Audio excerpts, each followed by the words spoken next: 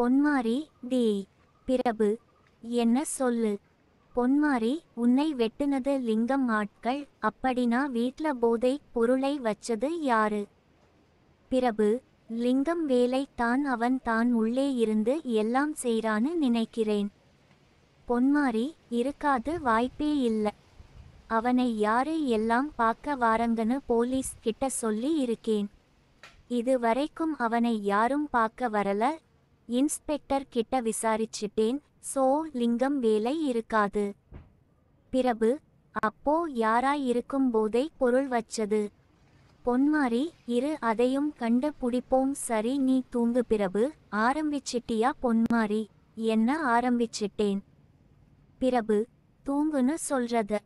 பொன்மாரி, பின்ன ரெஸ்ட் எடுன்னு சொன்னது உனக்கு எரிச்சலா இருக்கோ? நல்லா ரெஸ்ட் எடுத்தா தான் வலி குறையும், புண்ணு ஆறும், தையல் பிரிப்பாங்க. அப்புறம் நீ ஆசை பட்டமாரி என்ன உன் இஷ்டம் போல சாப்பிடலாம், பேபி பெத்துக்கலாம். ஓகேவா? பிரபு, அது வரைக்கும் மேலோட்டமா இருக்கணும்னு சொன்ன. பொன்மாரி, இது எல்லாம் கரெக்டா ஞாபகம் வச்சிக்கோ. ரெஸ்ட் மட்டும் எடுத்துராத. இதே நேரம் Arun clinic. Nurse Kavya. Hey Kamala, புதுசா ஒருத்தி வந்திருக்கா பாத்தியா? டி. கமலா, பார்த்தேன். யாரு வந்தா? எனக்கு என்ன, அருண் எனக்கு மட்டும் தான். காவ்யா, போடி, அந்த புது பொண்ணு பாரு எவ்ளோ அழகா இருக்கான்னு. அருண் அவள் அழகுல மயங்கி அவளை தான் கல்யாணம் செஞ்சிக்க போறான் சொல்லும் போது காவ்யா கன்னத்துல ஒரு அறை விட்டாள். கமலா, வாயை மூடுடி. அருண் எனக்கு மட்டும் தான். அவனுக்காக நான் எந்த எல்லைக்கும் போவேன். அந்த புது தேவியாக்கு இன்னைக்கே ஒரு முடிவு கட்டுறேன். வார்டுபாய் அர்ஜுன் பார்த்து, டேய் அர்ஜுன், சொல்லுடி. எனக்கு இது வரைக்கும் ஒண்ணுமே செய்யலை. டி. கமலா, சரி, பட் ஒன் கண்டிஷன். அர்ஜுன், என்ன சொல்லு. கமலா, புதுசா ஒருத்தி வேலைக்கு வந்திருக்கா பாத்தியா? டா. அர்ஜுன், ஆமா, சூப்பரா இருக்கா. கமலா, அர்ஜுனுக்கு ஒரு அறை விட்டுட்டு அப்போ நான் அழகு இல்லையா? சரி விடு, நாக்கை தொங்கை போட்டுட்டு வருவல்ல, அப்போ பாத்துகிறேன். அர்ஜுன் உடனே கமலா காலில் விழுந்தான். சாரி டீ, மன்னிச்சிக்கோ சொல்லிட்டு அவள் காலை தொட்டு கும்பிட்டு எழுந்தான். காவ்யா அவனையே பார்த்து கொண்டு இருந்தாள்.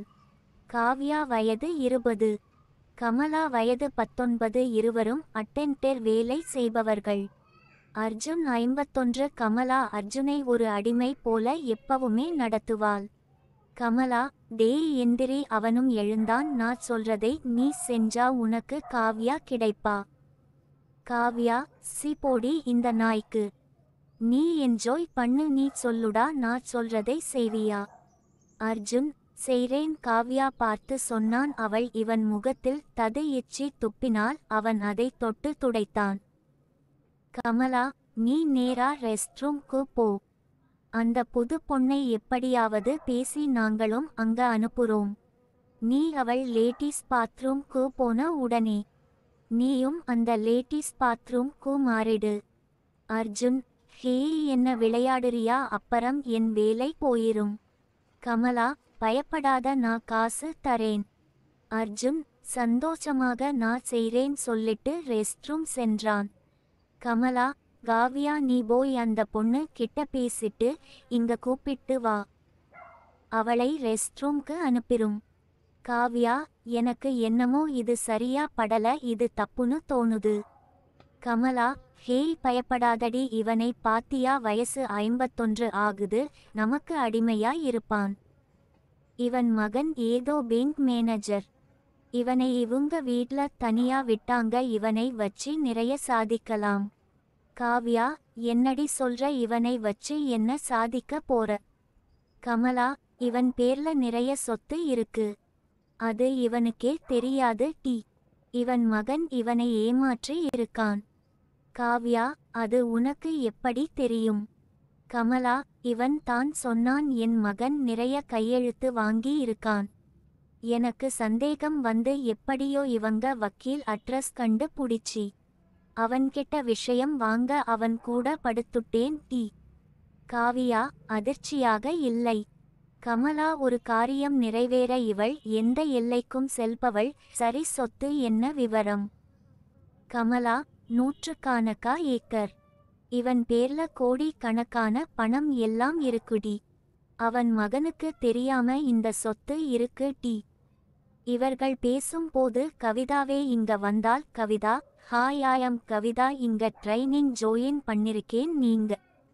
காவ்யா, நான் காவ்யா. இவள் கமலா. 2 பேரும் அட்டெண்டர் வேலை பாக்குறோம். கமலா, கவிதா வாங்க அங்க தள்ளி போய் பேசுவோம். இங்க இருந்து பேசுனா டாக்டர் சத்தம் போடுவார். அங்க ரெஸ்ட் ரூம் பக்கம் போவோம் சொல்லிட்டு அங்கு கூட்டிட்டு சென்றாள். கமலா கவிதாவை லேடீஸ் பாத்ரூம் குள்ள தள்ளினாள். ஐயோ, இங்க வாங்களேன், புது பொண்ணு பாத்ரூம்குள்ள வச்சு லாட்ஜ் மாதிரி மாத்திட்டே. இது இந்த கிளினிக்குருக்கு ரொம்ப அசிங்கமா போச்சே. போயும் ஒரு கிழடு கூட சே. அங்க மருத்துவம் பார்க்க வந்தவர்களும் கிளினிக் அருகில் உள்ளவர்களும் கூடினர். மக்கள், என்ன கிளினிக் நடத்துறாரு, இப்படி எல்லாம் அசிங்கமா நடக்குது. பேசிக் கொண்டு இருக்கும் போது கவிதாவும் டாக்டர் அருணும் லேடீஸ் பாத்ரூம் இருந்து வந்தனர். கமலாக்கு பேரதிர்ச்சியாக இருந்தது. பொன்மாரி பிரபுவிடம் பேசிட்டு வெளியே வந்தால் வீட்டில் உள்ள ஆபீஸ் ரூம்க்கு சென்று சிஸ்டத்தில் உட்கார்ந்து செக் பண்ண ஆரம்பித்தாள். பாதி மேனேஜர்கள் பொன்மாரி கேட்ட ஃபைல்ஸ்களை அனுப்பவில்லை.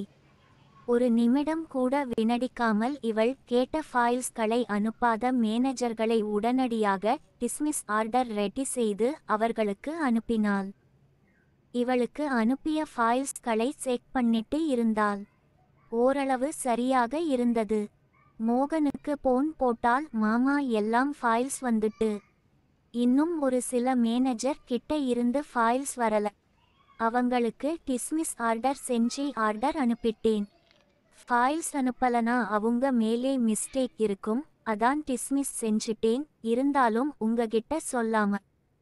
மோகன், நான் அன்னைக்கு உன்கிட்ட சொல்லிட்டேன். நீ இந்த கம்பெனி விஷயத்துல எந்த முடிவு எடுத்தாலும் அது சரியா இருக்கும். சரியா? பொன்மாரி, தேங்க்ஸ் மாமா பேசிட்டு போனை வைத்தனர். அருண் கிளினிக். கமலா, டாக்டர் நீங்க? அருண், ஆமா நான் தான். ஏன் இவ்ளோ கூட்டமா இருக்கு? மக்கள், டாக்டர் நீங்க லேடீஸ் பாத்ரூம் இருந்து? அருண், ஆமா பாத்ரூம் அடைப்பு இருந்துச்சு, கம்ப்ளைண்ட் வந்தது. அதான் அவரை கூட்டிட்டு வந்து அடைப்பு எடுத்துட்டு இருந்தார். வெளியே போர்ட் மாட்டி இருக்கனே. இங்க வேலை நடக்குது, லேடீஸ் மாடி உள்ள பாத்ரூம் போகவும் அப்படின்னு போர்டு மாட்டி இருந்தேன். இந்த பொண்ணு உள்ள வந்து விழுது. யாரு இந்த பொண்ண தள்ளி விட்டா? மக்கள், டாக்டர் இந்த பொண்ணு தான் கத்தி எங்களை கூப்பிட்டது. அருண், என்ன கமலா, இதுல்லாம் சே அசிங்கமா இல்ல உனக்கு? நீ செஞ்ச தப்புக்கு எல்லாம் உன்னை வேலை விட்டு தூக்காம இருக்கிறனே. அதுக்கு எல்லாம் உங்க அம்மா தான். அவங்க முகத்துக்கு மட்டும் தான் உன்னை இங்க வேலைக்கு வச்சிருக்கேன். இதான் லாஸ்ட் சொல்லிட்டு அருண் அவன் ரூக்கு சென்றான். காவியா, கவிதா, நான் எவ்ளோ சொன்னேன், இவள் தான் கேட்கல. கமலா, போடி சொல்லிட்டு சென்றாள். கவிதா, விடுங்க. காவியா, பேர் சொல்லி கூப்பிடு, நமக்குள்ள என்ன இருக்கு? கவிதா, சரி. மாலை நேரம். நிர்மலா, அப்பா நான் சீக்கிரம் கிளம்புறேன், அண்ணி வர சொன்னாங்க. மோகன், சரிம்மா. வீட்டில்? பொன்மாரி, ஆமா. நீ கதிர் பத்தி என்ன நினைக்கிற? நிர்மலா, எதுக்கு அண்ணி? பொன்மாரி, சொல்லேன். நிர்மலா, அவரை அன்னைக்கு ஹாஸ்பிடல் பார்த்தேன், அப்புறம் இன்னைக்கு போன் போட்டு பேசுனாரு. பொன்மாரி, நேரடியாக கேட்கிறேன், உனக்கு கதிரை கல்யாணம் செஞ்சிக்க விருப்பமா? நிர்மலா, ஐயோ அண்ணி, இப்படி கேட்டா எனக்கு அந்த மாதிரி எண்ணம் இது வரைக்கும் இல்ல. உங்களுக்கு எப்படி இந்த எண்ணம் வந்துச்சு? பொன்மாரி, அந்த கதிர் ரொம்ப நல்லவர், அதான் உனக்கு கட்டி வச்சா நீ நல்லா இருப்ப, அதான் கேட்டேன். தப்பா இருந்தா சாரி. நிர்மலா, அண்ணி, என் மேலே என் அம்மா விட உங்களுக்கு அதிக உரிமை இருக்கு. சாரி சொல்லி என்னை கஷ்டப்படுத்தாதீங்க. பொன்மாரி, கதிர் வீட்டில்? சரோஜா, டேய் கதிர், சொல்லுமா. சரோஜா, உனக்கு வயசு ஏறிட்டே போகுது. உனக்கு அப்பறம் உன் தம்பி இருக்கான். அதனால நான் பொண்ணு பார்க்க ஆரம்பிக்க போறேன். இதுக்கு அப்பறம் எந்த தடங்களும் பிசிலாத. கதிர், உனக்கு ஏன்மா இவ்ளோ அவசரம்? சரோஜா, டேய், எனக்கு உங்களுக்கு கல்யாணம் செஞ்சிக்க உரிமை இல்லையா? இல்ல நான் ஏதும் உங்களுக்கு நல்லதே செய்ய கூடாதா? கதிர், மா ஏன்மா இப்படி எல்லாம் பேசுற? சரி, உன்கிட்ட ஒன்னு சொல்றேன். எங்க கம்பெனி எம்டி நிர்மலாவை பிடிச்சிருக்கு. ஆனா நான் எப்படி அவகளை கட்டிக்க முடியும்? சரோஜா, அம்மா நான் எதுக்கு இருக்கேன்? நீ ஆசை பட்ட பொண்ணே உனக்கு பேசி முடிச்சு உனக்கு அந்த பொண்ணே கல்யாணம் செஞ்சு வைக்கிறேன் டா. மர்ம நபர், டேய், என்னடா நம்ம பிளான் இப்படி ஆகிடுச்சு? அடியாள், ஆமா, இன்னே இப்போ என்ன செய்ய? நபர், அந்த பொண்ணு புதுசா வந்து ரொம்ப ஆட்டம் போடுறா. அவள் இஷ்டத்துக்கு மேனேஜர் கலை வேலையை விட்டு தூக்குறா. இதுக்கு அப்பறம் அந்த பொண்ணை சும்மா விட கூடாது. நான் அமைதியா இருந்தா கம்பெனில உள்ள என் ஆட்களை மொத்தமா கண்டுபிடிச்சு வெளியே அனுப்பிடுவா. அதுக்குள்ள அவள் குடும்பத்துக்கு சாவு பயம் காட்டணும். இப்போ வெளியே இருக்கிறது மோகன் தான். அவனை தான் முதல சாகடிக்கணும். அவன் தான் அந்த குடும்பத்துக்கே ஆணிவேர். வில்லன்கள் பேசும் நேரம். பிரபுக்கு தூக்கம் கலைந்து எழுந்தான். பொன்மாரி, என்னாச்சி டா? தூக்க கலக்கத்தில் கேட்டாள். பிரபு, ஏதோ சரி இல்ல, தப்பா நடக்க போகுற மாதிரி தோணுது.